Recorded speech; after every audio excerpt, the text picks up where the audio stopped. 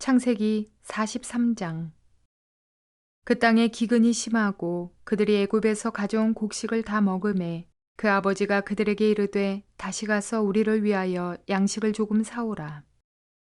유다가 아버지에게 말하여 이르되 그 사람이 우리에게 엄히 경고하여 이르되 너희 아우가 너희와 함께 오지 아니하면 너희가 내 얼굴을 보지 못하리라 하였으니 아버지께서 우리 아우를 우리와 함께 보내시면 우리가 내려가서 아버지를 위하여 양식을 사려니와 아버지께서 만일 그를 보내지 아니하시면 우리는 내려가지 아니하리니 그 사람이 우리에게 말하기를 너희의 아우가 너희와 함께 오지 아니하면 너희가 내 얼굴을 보지 못하리라 하였음이니이다. 이스라엘이 이르되 너희가 어찌하여 너희에게 또 다른 아우가 있다고 그 사람에게 말하여 나를 괴롭게 하였느냐. 그들이 이르되 그 사람이 우리와 우리의 친족에 대하여 자세히 질문하여 이르기를 너희 아버지가 아직 살아계시느냐 너희에게 아우가 있느냐 하기로 그 묻는 말에 따라 그에게 대답한 것이니 그가 너희의 아우를 데리고 내려오라 할 줄을 우리가 어찌 알았으리이까. 유다가 그의 아버지 이스라엘에게 이르되 저 아이를 나와 함께 보내시면 우리가 곧 가리니 그러면 우리와 아버지와 우리 어린아이들이 다 살고 죽지 아니하리이다. 내가 그를 위하여 담보가 되오리니 아버지께서 내 손에서 그를 찾으소서. 내가 만일 그를 아버지께 데려다가 아버지 앞에 두지 아니하면 내가 영원히 죄를 지리이다. 우리가 지체하지 아니하였더라면 벌써 2번 갔다 왔으리이다. 그들의 아버지 이스라엘이 그들에게 이르되 그러할진대 이렇게 하라.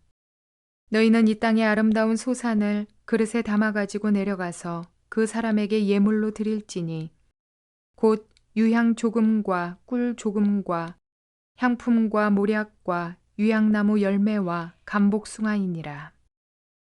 너희 손에 갑절의 돈을 가지고 너희 자루 아귀에 도로 넣어져 있던 그 돈을 다시 가지고 가라. 혹 잘못이 있었을까 두렵도다. 내 아우도 데리고 떠나 다시 그 사람에게로 가라. 전능하신 하나님께서 그 사람 앞에서 너희에게 은혜를 베푸사 그 사람으로 너희 다른 형제와 베냐민을 돌려보내게 하시기를 원하노라. 내가 자식을 잃게 되면 이르리로다. 그 형제들이 예물을 마련하고 갑절의 돈을 자기들의 손에 가지고 베냐민을 데리고 애굽에 내려가서 요셉 앞에 서니라. 요셉은 베냐민이 그들과 함께 있음을 보고 자기의 청지기에게 이르되 이 사람들을 집으로 인도해 드리고 짐승을 잡고 준비하라. 이 사람들이 정오에 나와 함께 먹을 것이니라. 청지기가 요셉의 명대로 하여 그 사람들을 요셉의 집으로 인도하니 그 사람들이 요셉의 집으로 인도되매 두려워하여 이르되 전번에 우리 자루에 들어있던 돈의 일로 우리가 끌려드는도다. 이는 우리를 억류하고 달려들어 우리를 잡아 노예로 삼고 우리의 나귀를 빼앗으려 함이로다 하고 그들이 요셉의 집 청지기에게 가까이 나아가 그 집 문 앞에서 그에게 말하여 이르되 내 주여 우리가 전번에 내려와서 양식을 사가지고 여관에 이르러 자루를 풀어본즉 각 사람의 돈이 전에 그대로 자루 아귀에 있기로 우리가 도로 가져왔고 양식 살 다른 돈도 우리가 가지고 내려왔나이다. 우리의 돈을 우리 자루에 넣은 자는 누구인지 우리가 알지 못하나이다. 그가 이르되 너희는 안심하라. 두려워하지 말라. 너희 하나님 너희 아버지의 하나님이 재물을 너희 자루에 넣어 너희에게 주신 것이니라. 너희 돈은 내가 이미 받았느니라 하고 시므온을 그들에게로 이끌어내고 그들을 요셉의 집으로 인도하고 물을 주어 발을 씻게 하며 그들의 나귀에게 먹이를 주더라. 그들이 거기서 음식을 먹겠다 함을 들었으므로 예물을 정돈하고 요셉이 정오에 오기를 기다리더니 요셉이 집으로 오매 그들이 집으로 들어가서 예물을 그에게 드리고 땅에 엎드려 절하니 요셉이 그들의 안부를 물으며 이르되 너희 아버지 너희가 말하던 그 노인이 안녕하시냐 아직도 생존해 계시느냐. 그들이 대답하되 주의 종 우리 아버지가 평안하고 지금까지 생존하였나이다 하고 머리 숙여 절하더라. 요셉이 눈을 들어 자기 어머니의 아들 자기 동생 베냐민을 보고 이르되 너희가 내게 말하던 너희 작은 동생이 이 아이냐? 그가 또 이르되 소자여 하나님이 내게 은혜 베푸시기를 원하노라. 요셉이 아우를 사랑하는 마음이 복받쳐 급히 울 곳을 찾아 안방으로 들어가서 울고 얼굴을 씻고 나와서 그 정을 억제하고 음식을 차리라 하매 그들이 요셉에게 따로 차리고 그 형제들에게 따로 차리고 그와 함께 먹는 애굽 사람에게도 따로 차리니 애굽 사람은 히브리 사람과 같이 먹으면 부정을 입음이었더라. 그들이 요셉 앞에 앉되 그들의 나이에 따라 앉히게 되니 그들이 서로 이상히 여겼더라. 요셉이 자기 음식을 그들에게 주되 베냐민에게는 다른 사람보다 5배나 주매 그들이 마시며 요셉과 함께 즐거워하였더라. 좋은 날입니다. 성령님께서 오늘도 여러분의 심령 가운데 큰 은혜와 평강으로 함께해 주시기를 주님의 이름으로 축복하여 드립니다. 오늘은 창세기 43장 말씀을 통해서 우리 삶의 모든 상황은 하나님으로부터 옵니다 라는 제목으로 말씀을 전해드리려고 합니다. 특별히 하나님 믿는 자, 예수 믿는 우리들에게 있어서 우리 삶에 일어나는 모든 일들은 하나님의 손 안에 있는 것이라는 것을 알고 있습니다. 하나님께서 허락하지 아니하시면 그런 상황은 우리 삶에 결코 주어지지 않습니다. 때로는 나쁜 상황인 것처럼 보일 때에도 또 좋은 상황처럼 보일 때에도 모든 상황은 하나님께서 그의 계획 가운데 붙들고 있는 것입니다. 때로 사단이 우리를 공격할 때도 있습니다. 때로 하나님께서 그 공격을 허락하시기도 합니다. 우리의 믿음을 시험하기 위해서, 연단하기 위해서, 또 우리 삶에 많은 물질적 어려움과 질병이 다가오는 것도 하나님께서 그냥 허락하시는 것처럼 보여집니다. 때로 우리의 성품을 훈련시키기 위한 목적도 있습니다. 우리는 이런 것을 믿음 안에서 볼 수 있는 영적 감각이 있습니다. 하나님 믿기 때문에 무조건 하나님이 모든 것을 통치하는 걸 믿으라 하는 이야기가 아닙니다. 실질적으로 우리 삶 가운데 우리가 체험한 이야기이기 때문입니다. 이런 간증을 만약 하라고 한다면 저의 인생에 수백 번, 수천 번 이런 간증을 할 수 있습니다. 오늘 본문의 말씀도 저는 그런 관점에서 오늘 본문을 읽어보았습니다. 요셉, 이제 드디어 그의 꿈은 실현되는 것처럼 보여집니다. 사실 요셉의 삶 전체가 하나님께서 완벽하게 요셉에게 주신 꿈을 성취하기 위해서 예비하신 삶이라는 것을 우리 보이지 않습니까? 형들에게 애굽에 팔려갔습니다. 애굽의 총리를 만들기 위한 하나님의 계획이었습니다. 보디발의 종으로 팔려갑니다. 보디발은 바로 왕의 시위대장이었습니다. 높은 지위에 있는 사람, 바로에게 가까운 사람에게 나아갑니다. 보디발의 아내 때문에 감옥에 갇혀집니다. 그 감옥에서 술 가는 장과 떡 가는 장을 만나기 위한 것입니다. 더 가까이, 더 바로에게 가까이 있고 바로와 대화할 수 있는 사람을 만나게 한 것입니다. 죄수의 몸이지만 하나님의 완벽한 인도하심이었습니다. 술 가는 장의 꿈을 해석해 줌으로 말미암아 바로의 꿈을 해석하는 일이 시작되어지고 그로 말미암아 요셉은 바로에게 발탁되어서 꿈의 성취를 위해서 애굽의 총리가 되어집니다. 여러분 보십시오. 하나님께서 완벽하게 그 사람의 삶을 인도하시고 상황을 준비하신 것까지 우리는 보게 되어집니다. 제가 이렇게 말씀드리는 이유는 우리 삶에 어떤 우리가 생각하기에 어렵고 힘들고 고난이고 재난이고 사단의 공격이고 하는 이야기를 하지만은 그 모든 상황은 하나님이 우리를 사랑하셔서 우리에게 주신 혹은 우리를 향하신 하나님의 선하신 뜻을 성취하기 위해서 하나님이 딱 붙들고 있는 그런 삶의 정황이라는 것입니다. 이것을 깨닫는다면 어떤 상황 가운데서도 우리는 기뻐하고 감사할 수 있습니다. 마치 사도행전에 읽어보면 사도 바울이 빌립보 감옥에 갇혔을 때 복음 전하는 것 때문에 빌립보 감옥에 갇혔을 때 바울과 동역자인 실라가 함께 감옥에서 매를 맞고 착고에 발이 묶여 쇠사슬에 묶여가지고 하나님을 찬양했다고 이야기를 합니다. 어떻게 찬양할 수 있을까요? 그 모든 상황 속에 역사하시는 하나님을 믿었기 때문입니다. 삶의 모든 정황, 모든 상황은 하나님으로부터 옵니다. 그 목적은 우리를 향하신 하나님의 선하신 뜻을 성취하기 위한 하나님의 좋으신 계획, 축복의 계획 때문이라는 것입니다. 구원의 계획 때문이라는 것입니다. 요셉을 통해서 요셉의 집안, 야곱의 집안 전체를 구원하시고 야곱의 집안을 통해서 이스라엘이라는 나라가 탄생하게 하시고 그 유대민족 가운데서 메시아가 오게 하시고 유대민족 이스라엘을 통해서 하나님의 인류를 향한 계획, 악에 대한 심판과 선에 대한 하나님의 축복, 그리고 믿는 자를 통해서 구원을 주시는 하나님의 이 엄청난 복음의 진리를 가르쳐 주기 위해서 하나님은 이 모든 계획을 지금 착착착착 진행하고 있다는 것입니다. 오늘 본문의 이야기를 보면 드디어 시므온은 국무총리가 되어진, 애굽의 총리가 되어진 요셉의 감옥에 갇혀지고 억류되어지고 나머지는 집으로 돌아갔습니다. 그런데 오늘 본문의 1절에 보니까 43장 1절에 이런 이야기가 나옵니다. 그 땅에 기근이 심하고 그들이 애굽에서 가져온 곡식을 다 먹으매 그 아버지가 그들에게 이르되 다시 가서 우리를 위해서 양식을 조금 사오라. 여기서 기근이 그 땅에 심하고, 이 말은 여기서 기근이란 말은 앞에서 사용된 기근이라는 말과는 다른 언어를 사용합니다. 똑같은 기근인데 엄청난 기근, 정말 죽을 상황까지 벌어지는 기근, 앞에 있는 기근이 배고파서 힘든 기근이라면 뒤에서 말하는 기근, 히브리 말로 사용된 이 두 개의 서로 다른 언어를 사용하는데 뒤에서 사용된 오늘 이 43장 1절에서 사용되는 기근이란 말은 죽을 것 같은 기근이라는 겁니다. 극악의 상황 속에 빠지게 하는 기근. 이 기근을 누가 만들어냈을까요?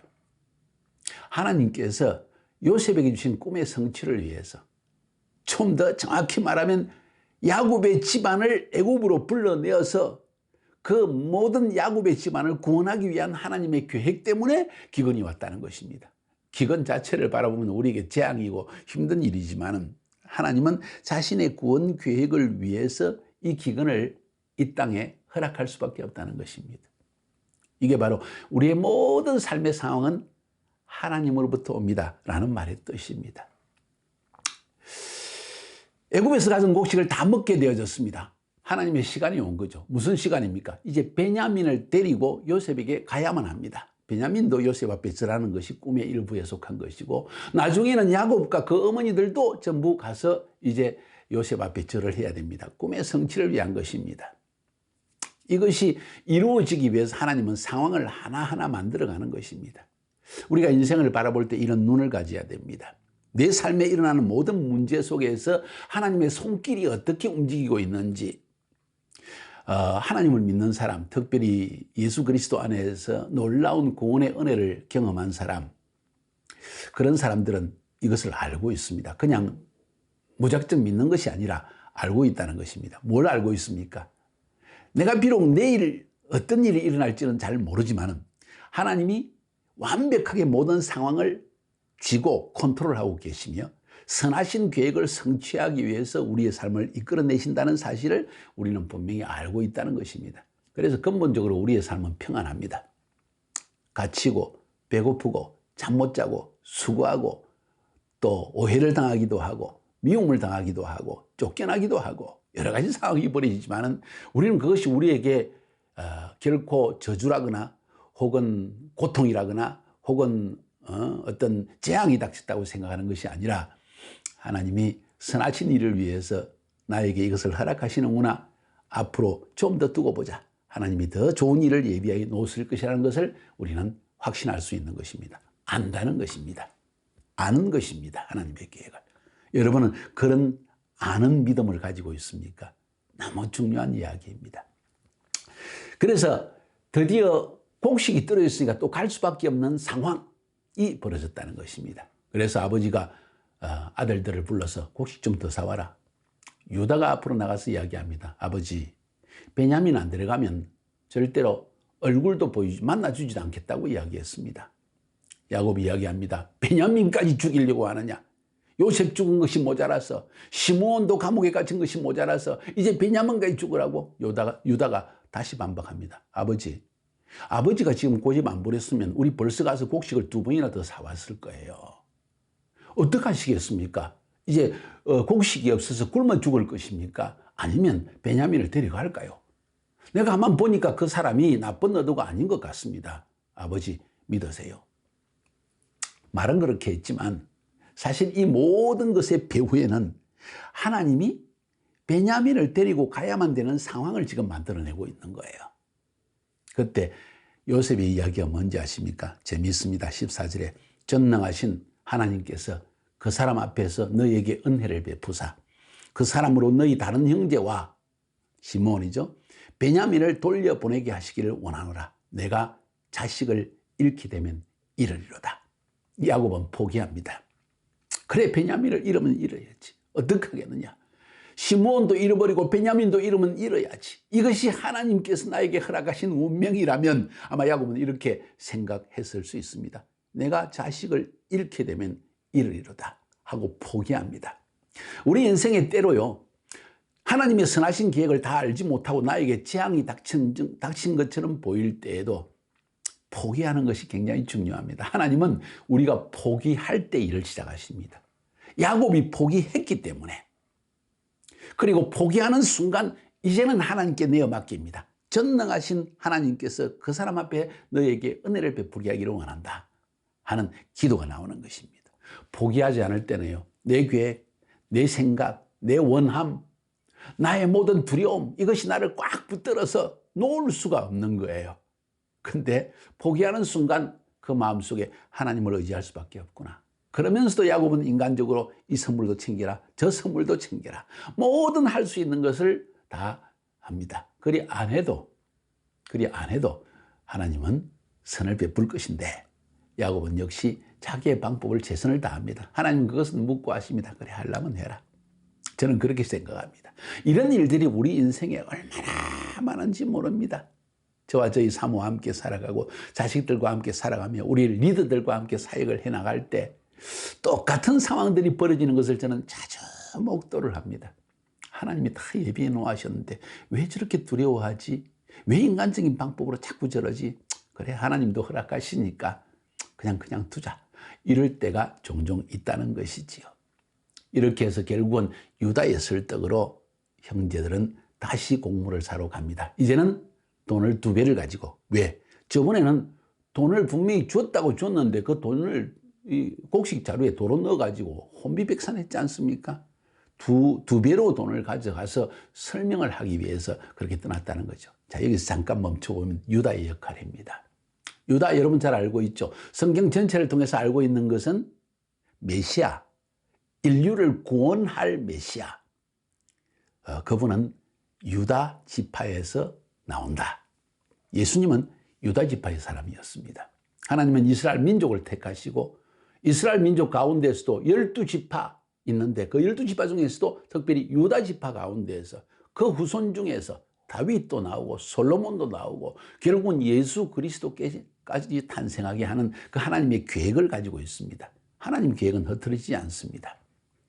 오늘 본문에 보니까 유다가 그 역할을 하고 있는 거예요. 이미 메시아의 표상으로서의 조그마한 역할을 하고 있는 것을 보게 되어집니다. 하나님이 예비하신 사람이었습니다.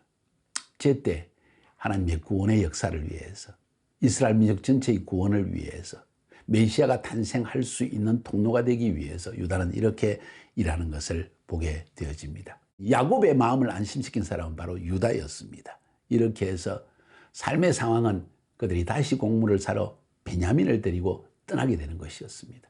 오늘 본문의 후반절에 보니까 베냐민을 데리고 왔습니다. 돈을 2배를 가져왔습니다. 그 이야기를 듣고 요셉이 베냐민을 데려왔다는 이야기를 듣고는 그 모든 형제들을 자기 집으로 초청합니다. 형들이 겁이 덜컥 납니다. 두렵습니다. 이제 우리를 종으로 잡아 놓으려고 하는구나. 아, 저번에 돈을 우리가 도로 가져갔다고 생각을 하는구나. 그래서 집에 들어가기 전에 요셉의 청지기에게, 그 요셉의 집을 관리하는 사람에게 우리가 사실은요 저번에 돈을 훔쳐간 게 아니라 가서 보니까 이상하게 돈이 들어있었습니다. 그래서 우리가 2배를 가져왔습니다. 우리가 훔쳐간 게 아니에요 하면서 이야기를 합니다. 청지기 이 사람도 요셉을 통해서 전능하신 하나님에 대한 믿음을 가진 사람이었던 것 같습니다. 그래서 이야기합니다. 전능하신 하나님께서 너에게 복을 주신 것이다. 안심하지 마라. 안심하라. 두려워하지 말라 하고 설득을 시켜줍니다. 요셉이 베냐민을 보고 얼마나 감격했고 얼마나 그 안에 억눌렸던 그 감정이, 동생에 대한 감정이 막 북돋아 올라서 조용히 떠나서 다시 또 울고 다시 들어오게 되어집니다. 베냐민을 보게 된 것입니다. 베냐민도 그 형제들도 이제는 11개의 별이, 11개의 곡식단이 요셉에게 절을 하게 된다는 그 꿈이 성취된 것이지요. 이 모든 여정 속에서도 요셉은 마음의 컨트롤을 잃지 않습니다. 감정이 북솟아 오르긴 하지만은 그래도 요셉은 꾹 참고 형제들 앞에서 자신의 신분을 밝히지 않습니다. 왜요? 아직 꿈은 성취되어져야 하니까.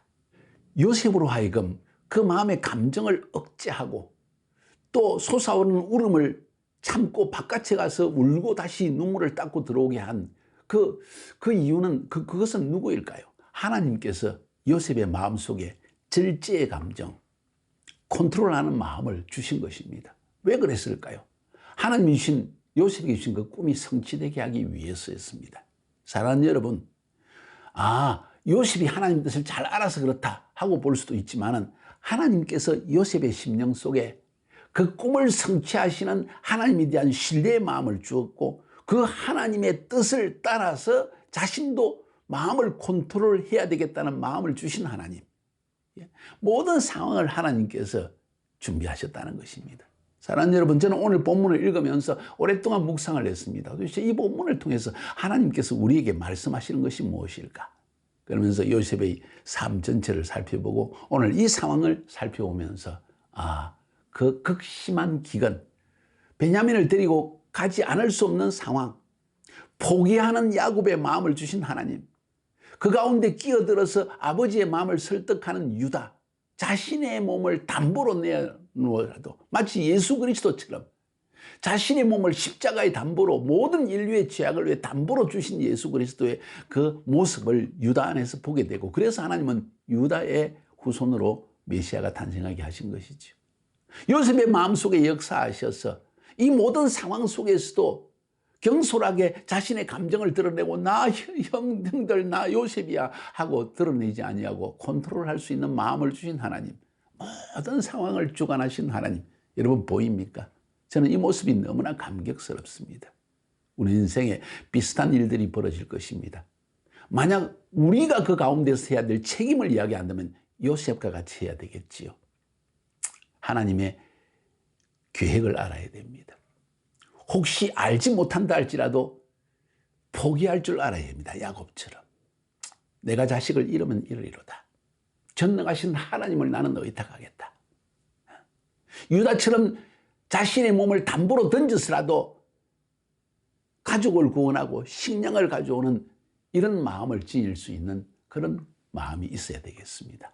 오늘 본문의 말씀을 우리 서로 함께 나누면서 우리 삶에 일어나는 모든 상황이 하나님으로부터 온다는 사실을 여러분이 인식할 수 있습니까? 한번 그런 상황이 있다면 한번 그것을 서로 나누어 보고 주님 앞에 기도하도록 합시다. 주님, 우리에게 믿음을 주옵소서. 내 삶에 일어나는 모든 삶의 상황들은 모두 하나님으로부터 온다는 사실을 믿는 믿음을 나에게 허락하여 주옵소서. 내 영적인 닫힌 눈을 열어서 하나님께서 내 삶 가운데 행하시는 선한 일을 믿고 신뢰하며 평안 주게 나아갈 수 있는 은혜를 나에게 베풀어 주옵소서. 이런 기도가 우리에게 필요하지 않겠습니까? 승리하시기를 주님의 이름으로 축복하여 드립니다.